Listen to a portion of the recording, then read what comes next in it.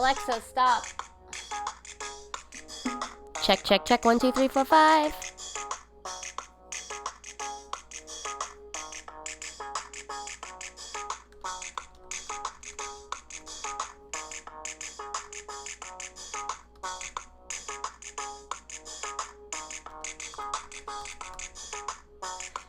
Check, check. 1, 2.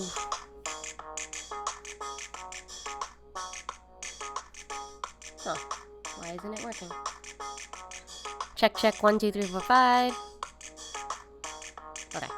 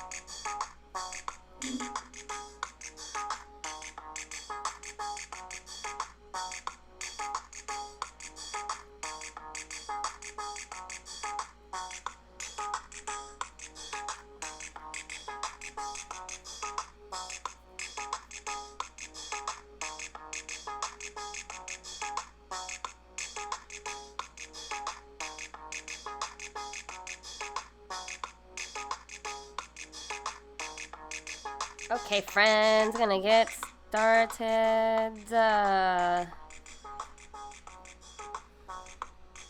Hello, hi friends. Can you hear me all right? Let me know in the chat.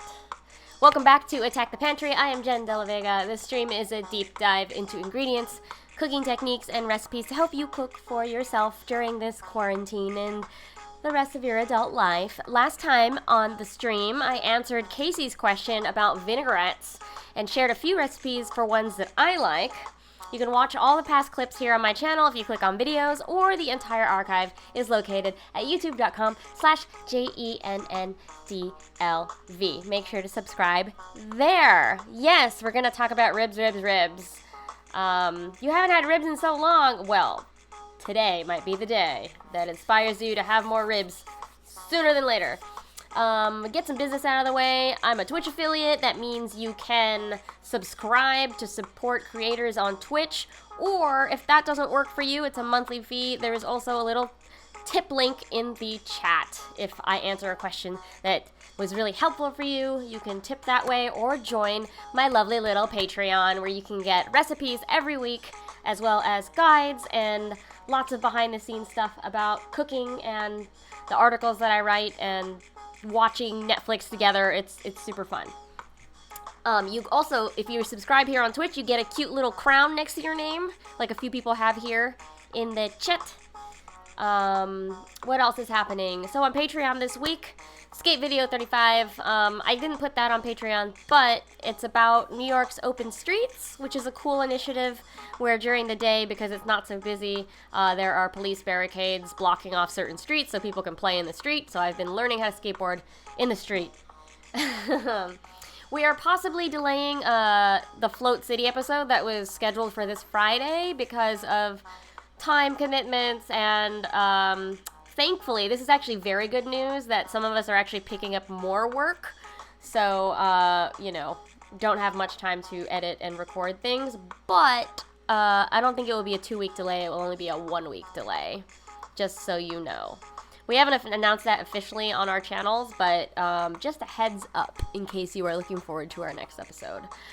We recorded last night, and gosh, it's so good. I may or may not have a musical number in a few episodes, so you can look forward to that. This week on Patreon, I have a new recipe today for scallion dressing, which I used a whole lot this past weekend. I will show you what I mean. There's a post about Culinary Word of the Day videos. We have 7 of them online. My friend Chris Depew, who goes by the name Storm Blooper in the music world, is helping me caption videos so that people can read them on YouTube. The latest episode of Culinary Word of the Day is about intermittent fasting, and we're taking a little bit of a vacation from posting podcasts, just because trying to catch up on work and stuff. But I'm resuming the podcast on Monday, which is going to be about vertical farming. So that's really fun. Follow the Twitter, Culinary WOTD, and help me by submitting a word that you want to learn about in the culinary world. A couple weeks ago, we also finished our Netflix party binge of Ugly Delicious. The next Netflix party, please put it on your calendar, is 11/12 at 8 p.m. A fellow chat person, Robert, who you might have met a few times, suggested watching Samurai Gourmet, and I've actually really liked the series, so I think we should just watch that. Does that sound fun to you? Yeah. On November 12th at 8 p.m., we can watch some Samurai Gourmet together. It'd be great. You can automatically get the link if you join my Patreon, or you can just DM me if Patreon's not a thing for you. Of course, I've still been watching a lot of TV. I'm trying to wean myself off, but I just, what did I watch? I watched British Bake Off chocolate episode. It was very brutal. I don't know if you're following along. Oof. Oof. They hated everybody's brownies. It was very sad. I just finished Sherlock Season 4. Oh my god! It gets real dark. Holy crap. I did not see that coming, Sherlock. It was great. I really enjoyed it. I wish there was more Sherlock. And I kind of like the format of it, that each episode was like a movie. So if you haven't seen it, I highly recommend watching Sherlock. The one with Benedict Cumberbatch. After this, I'm going to try to read more. I have a huge stack of books to get through. I'm currently in the middle of How to Write an Autobiographical Novel by Alexander Chee, who taught a writing seminar that I was in last week. So that was really, really great to kind of read through his process. And it's like a meta novel. Like, he's writing about writing, which is very helpful. Like, I also have, I think is it Stephen King? I have Stephen King's writing novel. Yeah. Anyway, my next book in the queue is going to be How to Do Nothing by Jenny Odell, who I follow on Twitter, and she seems really dope. So I don't know if any of you have read that yet, but very excited. Yeah, I'm also trying to cut back on the TV watching hours. My eyes get really strained. I woke up with really dry eyes this morning, and so just a lot of screen. We just need to not have so much screen in our lives. Anyway, let's see what y'all cooked this week. Thank you for sending me photos. I got yours in here at the last minute, Lucius. But let's start with my friend Phil Calvin.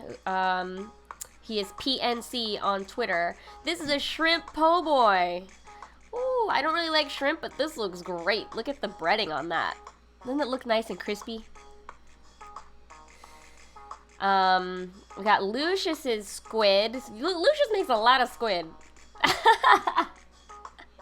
I'm blocking the squid a little bit here. I'll move it. Here, wait.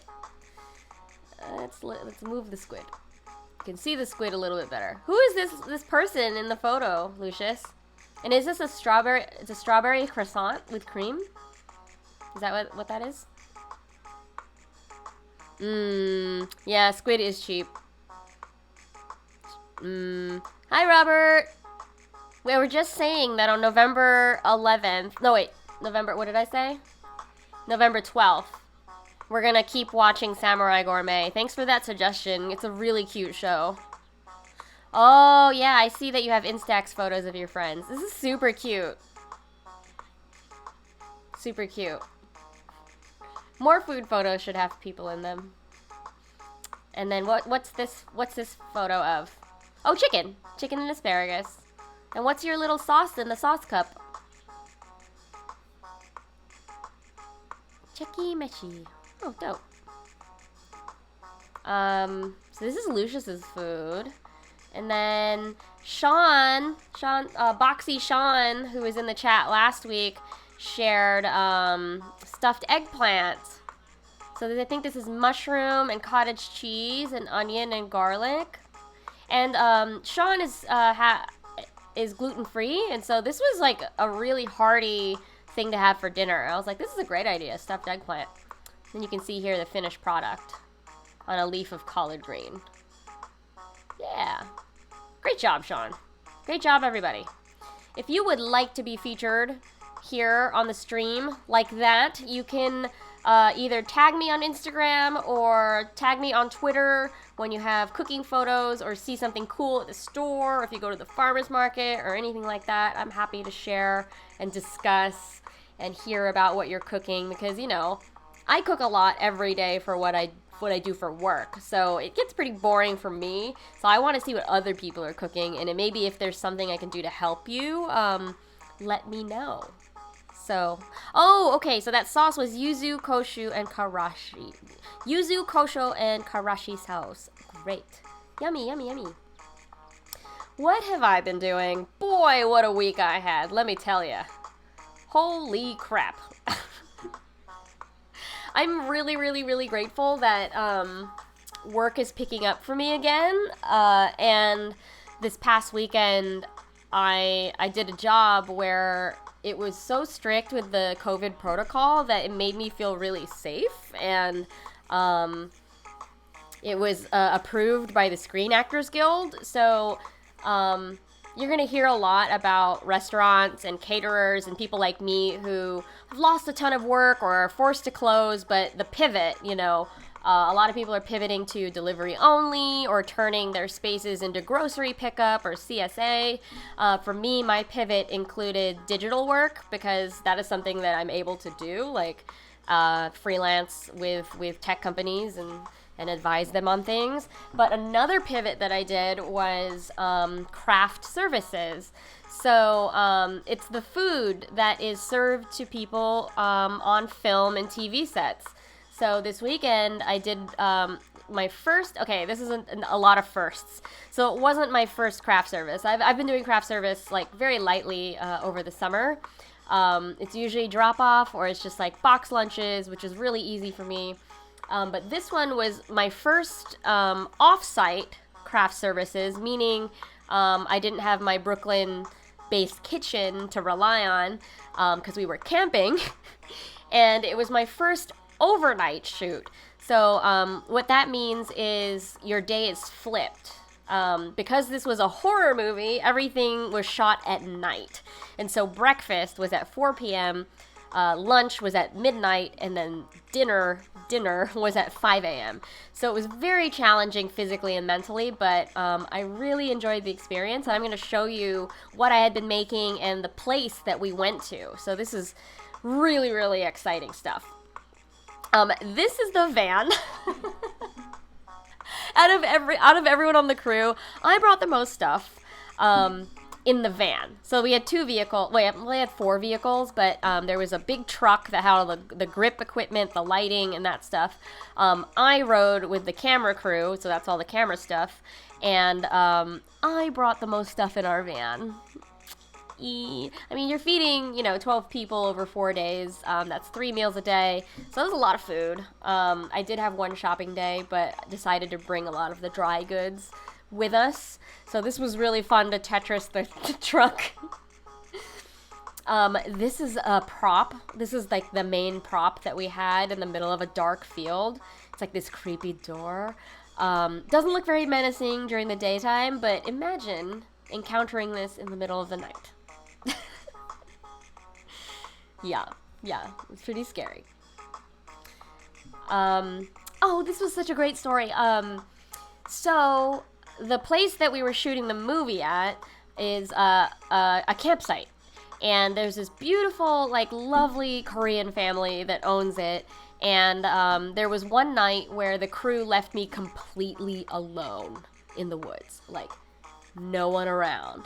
The crew was shooting another scene somewhere else in the town, and I was just alone in the dark. And so I talked to the owners and invited them to dinner at my campsite because I had so much food. I wanted to trade with their family, and so I made them dinner. And then the family, the Korean mom, the umma, brought me pickled jalapeno, pickled cucumber, pickled lamb's quarter, and some kimchi. So this was just a lovely moment when I could have just been alone in the dark. This Korean family broke bread with me, and it was really, really fun. And we got to talk about what it's like to own property upstate, and what kinds of people come camping there. It was great. It was really cool. Yeah, that was a spoopy portal door. You want to see it again? Spoopy portal door! Our last meal of the trip was pretty basic because I had to box it up in case everybody had to leave. But I did this thing where such a nerd. I was like, you can choose from sunny, over easy, and over medium, and I had these rows of egg boxes, and then it was finished with some turkey sausage and toast. So really basic, but very nourishing after staying up all night and then having to drive back into the city. It's pretty hard, but this was great. This is one of the meals. This was huli huli chicken, which is Hawaiian chicken. I have a recipe for this for free on Wine Enthusiast. So if you go to wineenthusiast.com, I think, and search for huli huli chicken, Huli, you'll be able to find this recipe. So I had a grill on the campsite and had the best time. I did burger day with potato salad, and then this is a friend. This was a friend that I made on my cooler. I was really busy opening coolers and cooking and stuff, and then this was crawling on top, this little caterpillar, and I was like, hi! And I spent 5 minutes getting distracted and talking to it because I was alone. But this is called a tussock moth. Very pretty caterpillar. One of the nights we got to, I got to cook in an actual kitchen, a home kitchen, because there was a scene in front of the house, and so I made enchiladas. I made Christmas enchiladas, so green and red, and then some esquites in the background. You can see there's corn with lots of cheese on it. I did sausages with the papaya pickle on top and some slaw. This is the waterfall that I got to hike to. I had a free morning and got to walk around the property. It's pretty dope. These are the scary woods. It's really scary, y'all. It was an adventure. This is a close-up of the potato salad, and this is the Patreon recipe that I shared today, which is the scallion dressing that you can use. Versatile. It can be a potato salad dressing, it can be a slaw dressing, you can marinate meat in it. I had dumplings with it today. Like, it's so good on everything. So I got back to Brooklyn and I'm still finishing this cookbook that I'm working on. And this is a Filipino dessert called suman, which is steamed sticky rice and forbidden rice in coconut milk. So I can't technically eat it, but I was still able to test the texture and consistency for this chef, because I wish I wasn't allergic to it, but it was very pretty. Like, you can see the different grading of sugars here. So the leftmost one has the least sugar, the middle had 1 cup of sugar in the whole batch, and then the rightmost is glossy because it has extra sugar. But the forbidden rice looks really cool. It's like purplish. There was no ghost hiding between the trees. Oh my goodness, don't do that to me. Don't do that to me. So this is what the suman looks like when it's dressed. So this is, you can see there's mango, pistachio, and some soybean powder on top of the steamed sticky rice in a banana leaf. It's wonderful. Oh, sorry, itchy. Ooh. My allergies have been really killing me this week. Ooh. Oh, this is a sandwich that I served. Yeah, so the menu that worked out for the film shoot was I would do a grilled breakfast. So at 4 p.m. it would be a grilled meal, like the heaviest meal. And then the second meal would be like something light, like a sandwich. And then the third meal would be something breakfasty and small, like a McMuffin or Crunch Wraps. I did Crunch Wraps on wrap night, which means the last night. It was just so pretty. It was so revitalizing to see nature. I suggest everybody go out to a park or try to get out, of your house every now and then. It was very nourishing. And the forest floor was just gorgeous. Like, it was ASMR gorgeous. Like, the shushing of the leaves and the colors. It was just everything I needed. So good. So that's what I've been up to this week. It's a lot of stuff. I'd love to feature more of you all who are in the chat than me having to hog all this spotlight. So when you have cooking photos or photos of food that you see out in the wild, like, please do tag me on Instagram and Twitter and share with me, and I will happily put it on the stream. Yeah? Yeah. Yeah, the floor texture was very, very pretty. So, let's put an egg on me. Let's put a fried egg. Yay, egg on me. Where are we at? Okay, so my friend Peter asked me to talk about ribs. How many of you love ribs? I love ribs. Don't you? When was the last time y'all had ribs? You know? So, ribs, what are they? Ribs of pork, beef, lamb, and venison. They're technically a cut of meat. The term ribs usually refers to the less meaty part of the chops. They're often cooked as a slab and not cut into separate ribs, typically. But there are exceptions, of course. You can eat ribs of pretty much any animal, like bison, goat, ostrich, crocodile, alligator, llama, alpaca, American buffalo, kangaroo, any animals that are consumed commonly in the rest of the world. Ribs are very versatile, roasted, grilled, fried, baked, braised, smoked. Smoked barbecue is probably the most familiar to us Americans, while grilled might be more popular in Asia, braised more in the Europe area, and stuff like that. But ribs are bone-in meat, meaning they're not filleted or further processed.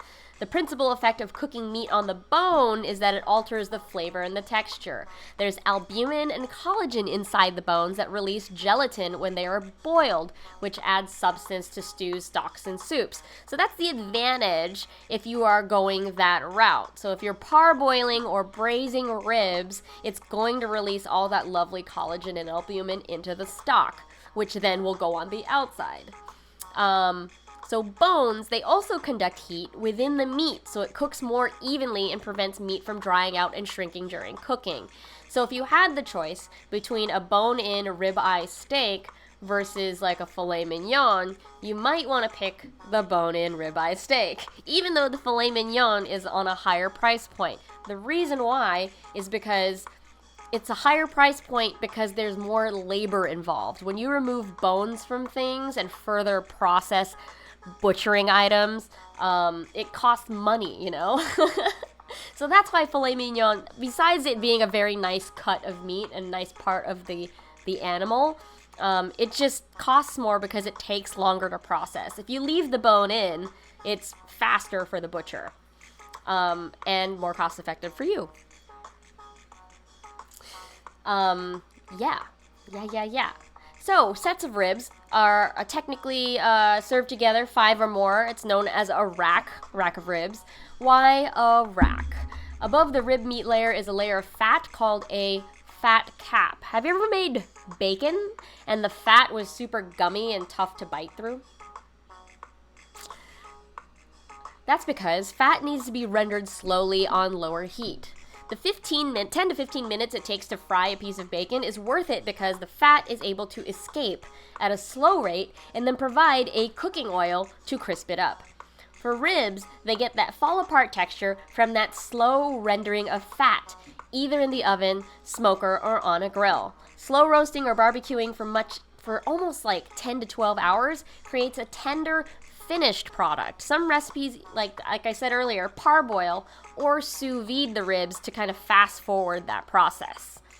And then, typically, at least in American barbecue, it is slathered with sauce and finished at a high heat to caramelize all that sugar in the sauce to get a sticky, crispy finish on the ribs. So in American cuisine, ribs usually refer to barbecue, sometimes beef ribs, and they're served with like a pantheon of barbecue sauces. I won't really get into the barbecue sauces because I feel like that's going to be a whole nother stream, and something that I'm very, very excited about. But let's talk about kind of the types of ribs that are out there. So baby back ribs, they're also known as back ribs or loin ribs. They're taken from the top of the rib cage between the spine and spare ribs below the loin muscle. I know that's very, very specific, but let me get some illustrations here for you. That's an example. So here's some ribs. I just want to show you some ribs. So these are sweet Thai chili ribs.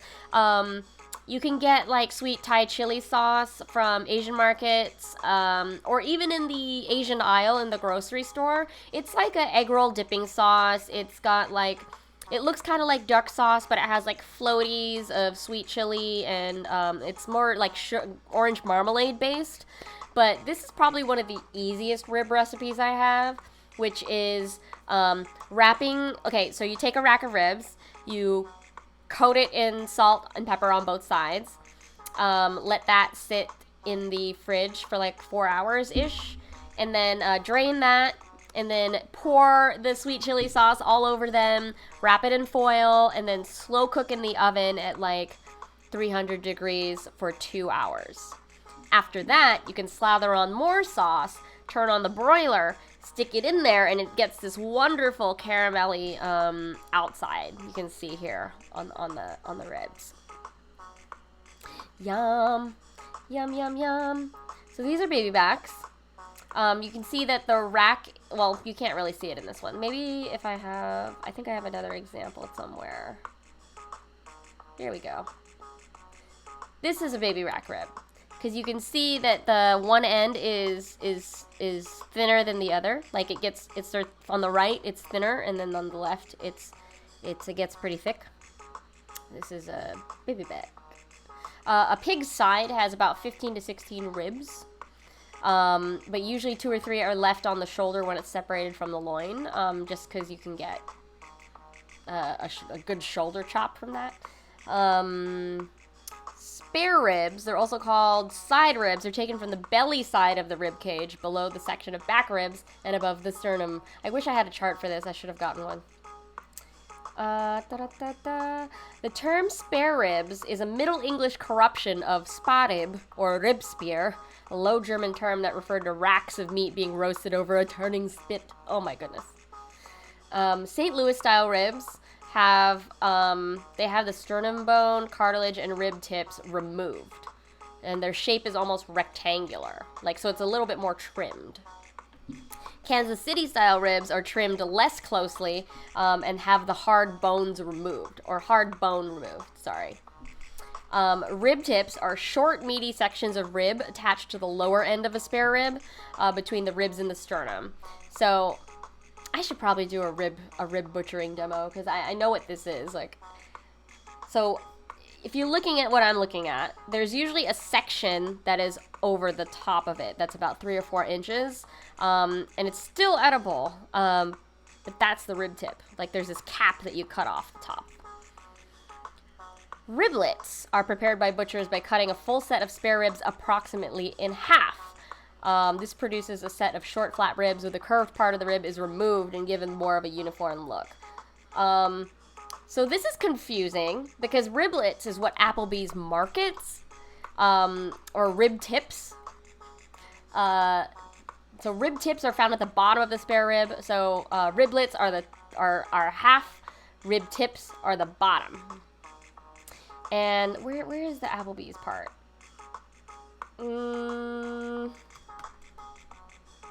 Applebee's? Yeah, here. Button ribs. So Applebee's markets them as riblets, but they're technically button ribs or feather bones. Applebee's sales is found just past the ribs near the backbone, just underneath the tenderloin. This cut of meat actually has no bones, but instead has buttons of cartilaginous material with the meat attached. So Applebee's is tricking everyone. I also used to order the riblets from Applebee's. Country-style ribs are cut from the blade end of the loin close to the pork shoulder. They're meatier than other rib cuts. Ooh. A rib roast, or bone-in pork loin rib roast, is kind of like the prime rib of pork. So it's a whole pork loin, but with the ribs still attached to it. They can be up to 2 feet long and 6 inches thick. Whoa. That sounds like a good Thanksgiving meal. Ooh, maybe I should do that for Thanksgiving. Just do a big rib roast. Pork rib roast. Rib chops are pork steaks or chops that include the back rib bone and the loin meat attached. So rib patties, this is really exciting. The meat from the ribs is taken off of the bone and ground to make rib patties. So this is what the McDonald's McRib is made out of. And why it's so popular and seasonal. So, the McRib is limited because you have to remove all that meat from the bones. That's a lot of work. So I totally understand why that is a seasonal thing. And it's been confirmed that McDonald's actually does use rib meat. It's very luxurious stuff.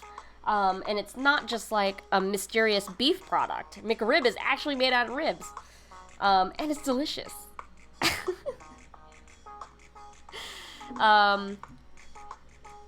There's one last one called Christmas ribs. About half of Norwegian families eat oven-cooked ribs at Christmas Eve. Normally they're referred to as ribbe or juleribbe. Traditional recipes include steaming half an hour before cooking in the oven to achieve a crisp surface. Yum. And then, kind of moving away from pork, ribs are also, across all other animals. Another popular cut is the standing rib roast, also known as prime rib. It's a cut of beef from the primal rib, one of the 9 primal cuts of beef.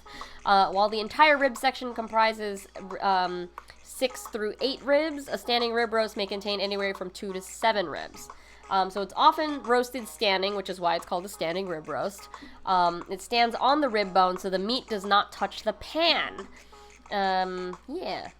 And I showed you, I think I have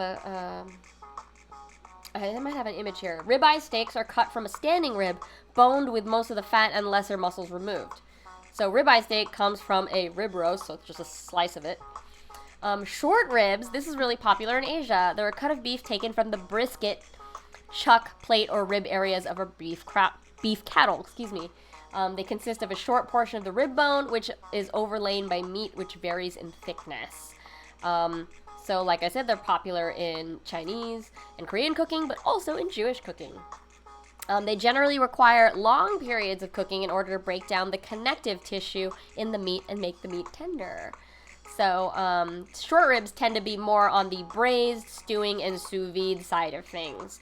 They can be barbecued, but it's not really as common because short ribs are much more expensive. Let's see if I have a picture of them. I feel like I do somewhere. This is a ribeye steak that I've dressed in nukman chum, which is a fish sauce. These are some red wine ribs that I have a recipe in Wine Enthusiast. You can check it out there. These are adobo ribs that I made in Florida for Christmas once. You can apply pretty much any flavor of stew or soup to ribs, just as long as you stick to the main cooking method of slow cooking them and then broiling them at the end. These are the kare kare ribs from my pop-up a couple weeks ago, which is a peanut curry style. I put some pomegranate there to cleanse your palate. So this is what short ribs look like. You can see that it's not sold in a rack, and that there's this thick, long bone instead of like the bones that are sticking out on both sides. Those are the sweet chili ribs again. Yeah. Here, wait. I want to show you. This is the shot from Wine Enthusiast. This is the Instant Pot red wine ribs that you can get the recipe for on Wine Enthusiast. Isn't that nice? Lovely. Ooh, chicken fried ribs? I'd be down with that. I would try that. Let me go through some of the international kinds of ribs. So pot à feu is a classic French method of cooking short ribs. Flanken is a traditional Eastern European Jewish short rib dish and serves as the origin of flanken cut short ribs. They're boiled in broth with onions and other seasonings until the meat is very tender and the broth is rich. The stew is then served with grated horseradish. Ooh, Lucius, you'll like that one. In Korea, short lengths of rib are often further butchered by butterflying or using an accordion cut to unfurl the meat into a long ribbon trailing from the bone. Short ribs are marinated in ganjang and then rapidly grilled, and that's known as galbi if you love Korean barbecue. A specific type of short rib dish which originated in Hawaii is known as Maui style ribs. They are flanken cut ribs marinated in soy sauce, brown sugar, ginger, and then swiftly grilled. That is kind of the same base marinade as huli huli chicken, which is also Hawaiian.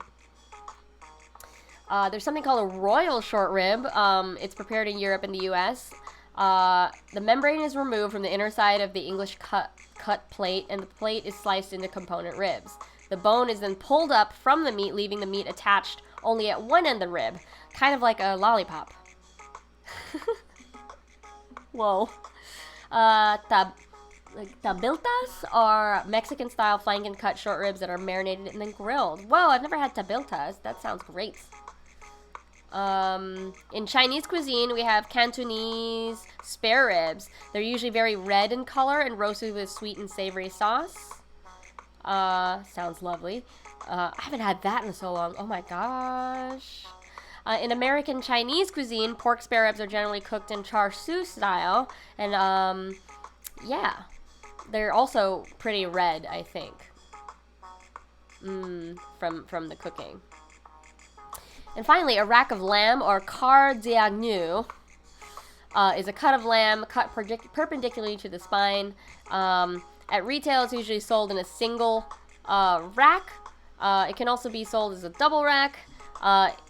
Two French trimmed racks that are placed together with the ribs interlinked like this is called a guard of honor.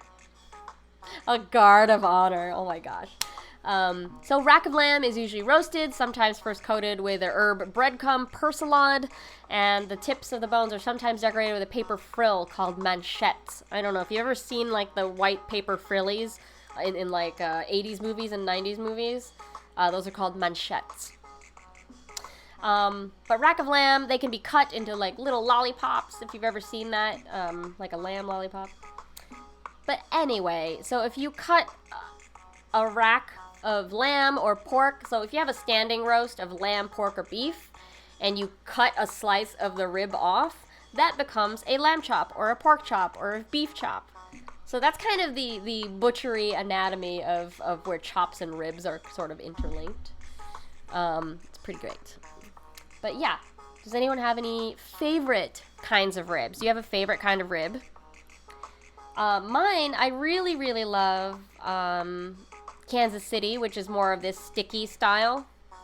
And I really like North Carolina barbecue sauce, which is vinegar-based. And Filipino barbecue also uses vinegar sauces, which is called sausawan. Where's your favorite place to get ribs?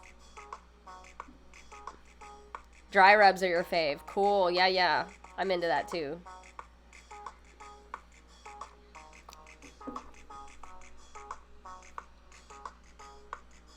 The sauce makes the ribs, in your opinion. I can go 50-50 on that. What kind of sauce do you like? Because there are so many kinds of sauce. Do you like tomato-based like this? It's more sticky.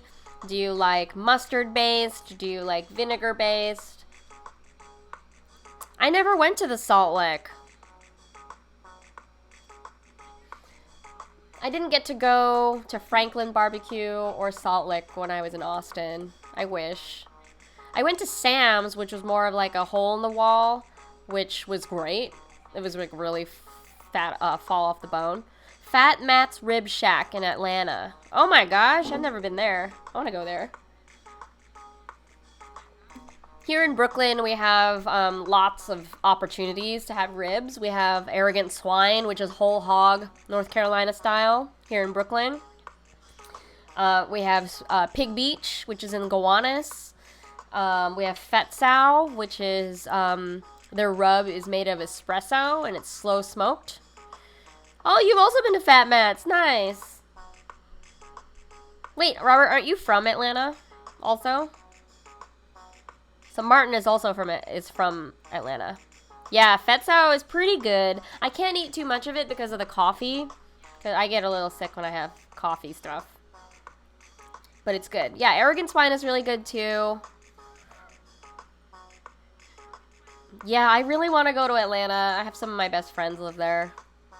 Fat Matt's. What else do we have in Brooklyn? I said Fetsow. Dinosaur. Dinosaur is fun. Although I think at Dinosaur Barbecue, I really like the wings, the chicken wings. More so than the actual ribs. Where else did we go? We went to Hometown Barbecue in Red Hook. Those were good. I'm trying to think of other ribs. It's like Korean barbecue ribs. There's Twins in Atlanta that have good ribs. What's Bully's? Where's Bully's? Tell us about Bully's.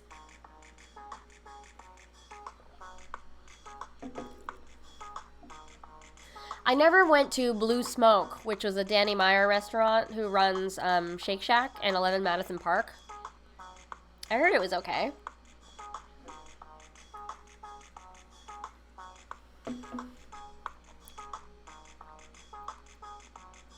Wait, what? Bully's in New York City? New favorite restaurant? Oh, you live near Blue Smoke. Oh. What's the other one that's, Hill Country? Have you had Hill Country? I think Hill Country is okay, too. Like, I worked near it, so I went there a lot with my coworkers. Oh, Big Apple Barbecue Fest was run by them. That's cool. I've never actually been to the Big Apple Barbecue. As much of a barbecue head I am, I've never been. It's so sad. Not the greatest ribs, but he had a great fight. Oh, yeah. Cool. All this rib talk is making me hungry, y'all. Let me go get you some of these recipes.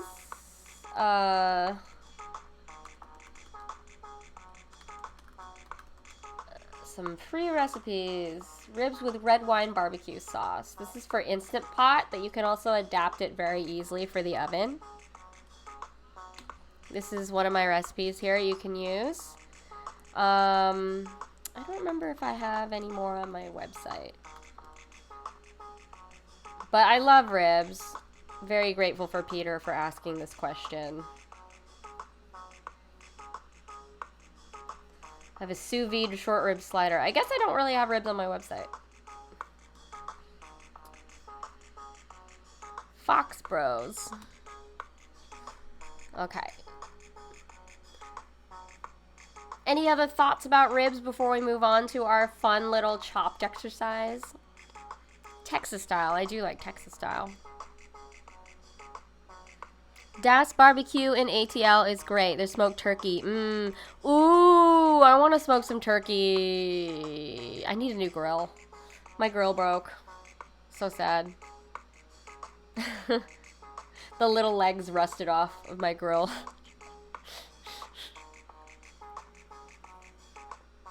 I love smoked stuff. Smoked stuff is so good.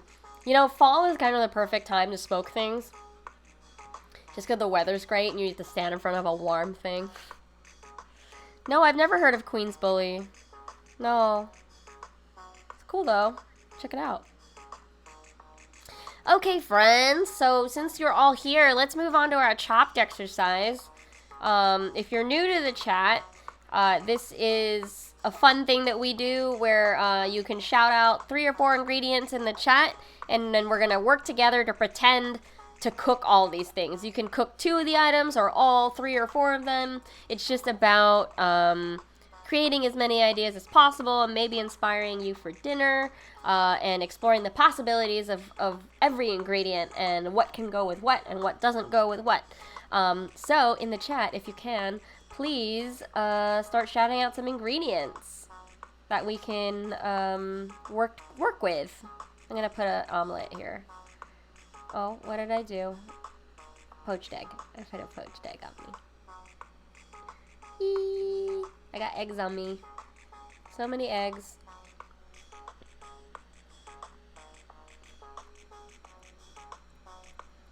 You can never take my foodie card away. You've been smoking for the last couple weeks. That's great.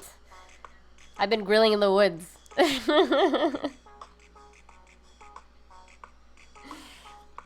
All right, friends.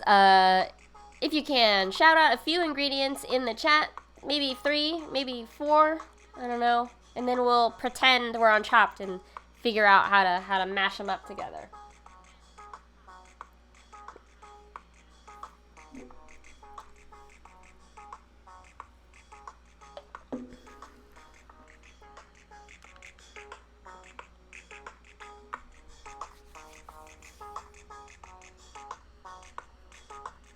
Meanwhile, I'm going to...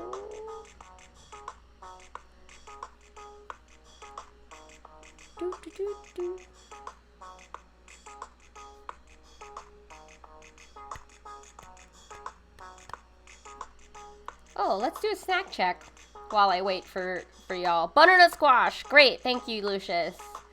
Need 2 or 3 more ingredients in the chat that we can play with. Ground beef. Oh, okay. Thank you, Matt.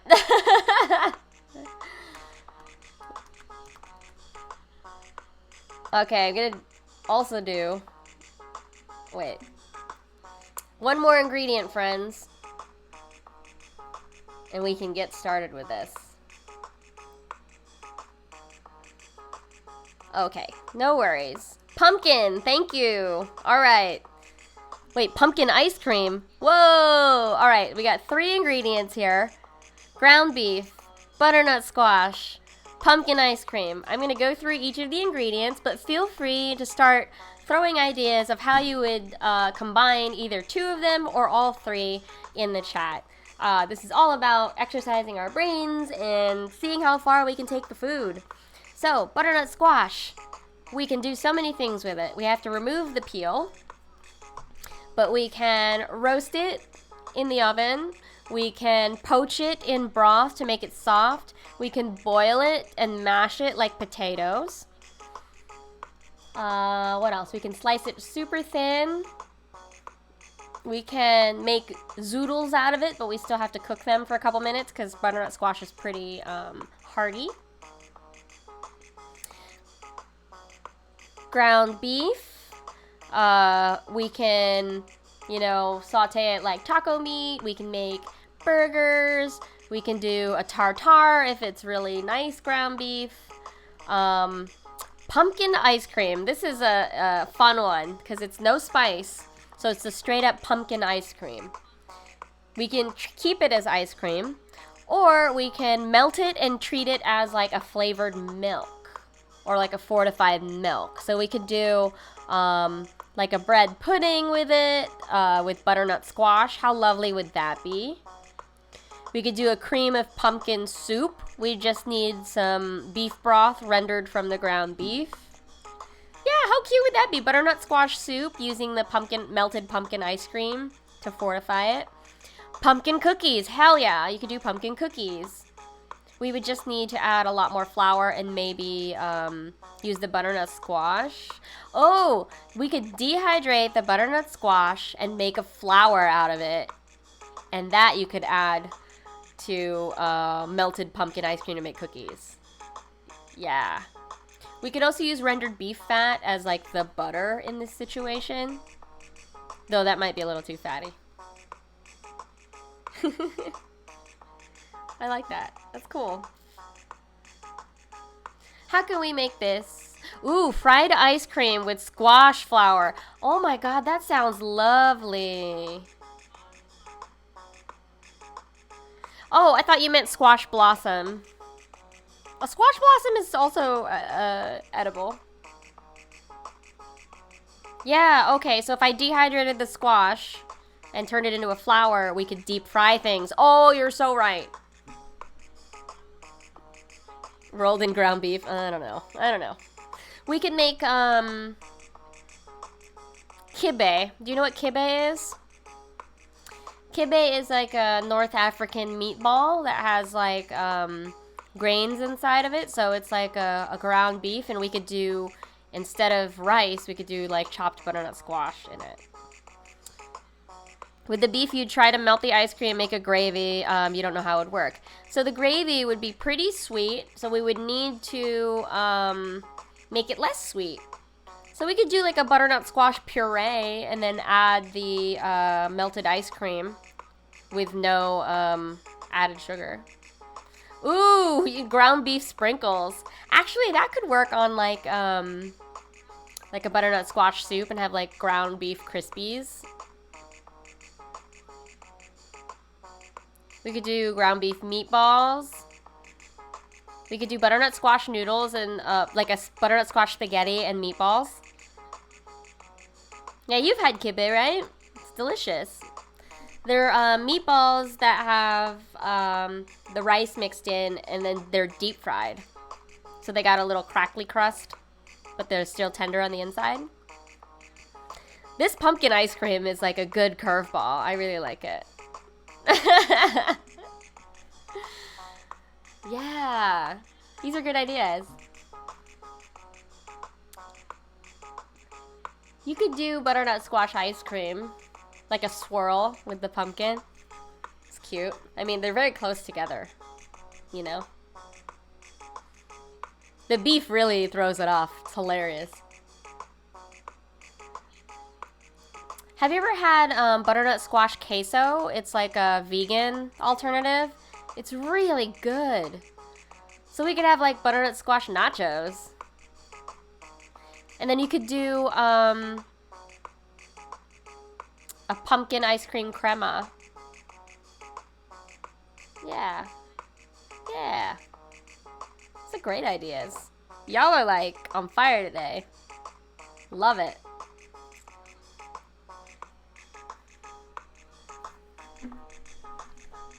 The beef and the ice cream though. How would I pair just the beef and the ice cream?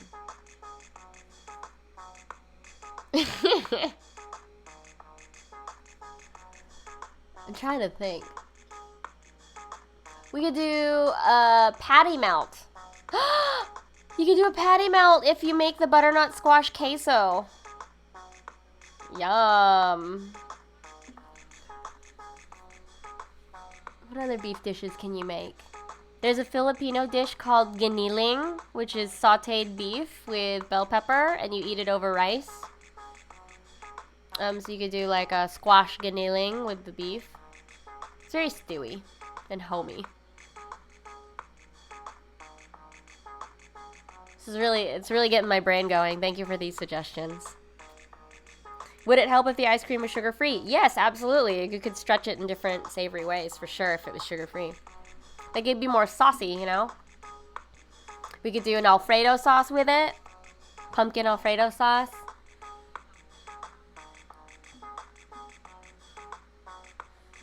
What else? Anything that's cream-based you could do.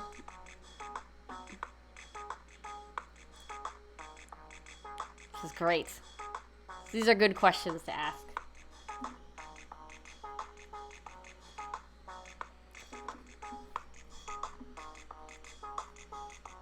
Wow. Okay, how else would we mash up ground beef, butternut squash, and pumpkin ice cream, sugar-free? We could stuff the butternut squash with beef and make like a pumpkin cream sauce with sage. That'd be pretty. Very pretty. Like cut the butternut squash in half, roast it, and then put the beef inside and then finish it off with the cream sauce. That'd be lovely. Very nice. Very, very nice. What else can you do? There's lots of stuff. Alright, last call for ideas, friends. How would you mash up ground beef, butternut squash, and sugar-free pumpkin ice cream? Skewered meatballs and grilled squash. Yeah, we can yakitori this stuff. Great idea. Very practical. Mmm. So good. So good.